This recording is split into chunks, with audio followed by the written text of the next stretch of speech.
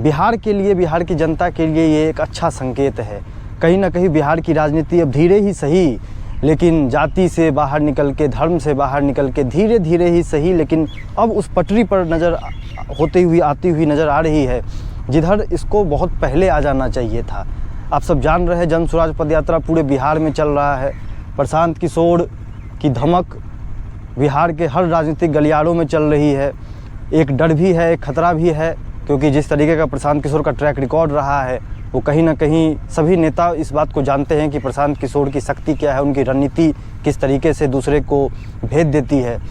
तो इसीलिए एक डर भी है। प्रशांत किशोर जिस तरीके से गांव-गांव जा रहे हैं, पिछले 17-18 महीनों से गांव-गांव जाकर लोगों को समझा रहे हैं कि जाति पर वोट मत करिए, धर्म पर वोट मत करिए, अपने बच्चों के भविष्य के लिए वोट करिए, शिक्षा के लिए वोट करिए, रोजगार के लिए वोट करिए। वही बात तेजस्वी यादव अब उसी ट्रैक पर आ रहे हैं। तो धीरे धीरे ही सही, लेकिन बिहार की राजनीति अब शिक्षा, स्वास्थ्य, रोजगार की तरफ अग्रसर होती हुई नज़र आ रही है। ये हम सब युवाओं के लिए एक अच्छा संकेत है कि सत्ता में कोई भी रहे, लेकिन अगर राजनीति का डिस्कोर्स बिहार का शिक्षा, स्वास्थ्य, रोजगार, इन सब चीज़ों के इर्द गिर्द घूमेगा, तो सरकार में कोई रहे, विपक्ष में कोई रहे, फ़ायदा सीधे तौर पर उसका जनता को मिलेगा।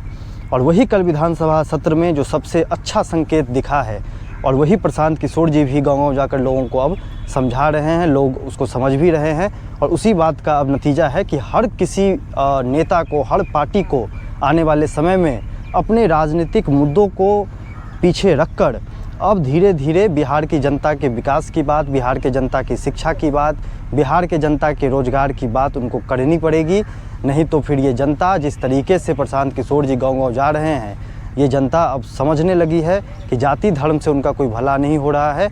और वही चीज़ अब उनको, प्रशांत किशोर जी को, चाहे तेजस्वी यादव को, अब राजनीति के केंद्र बिंदु में रखेगी। बहुत बहुत धन्यवाद। जय हिंद, जय बिहार।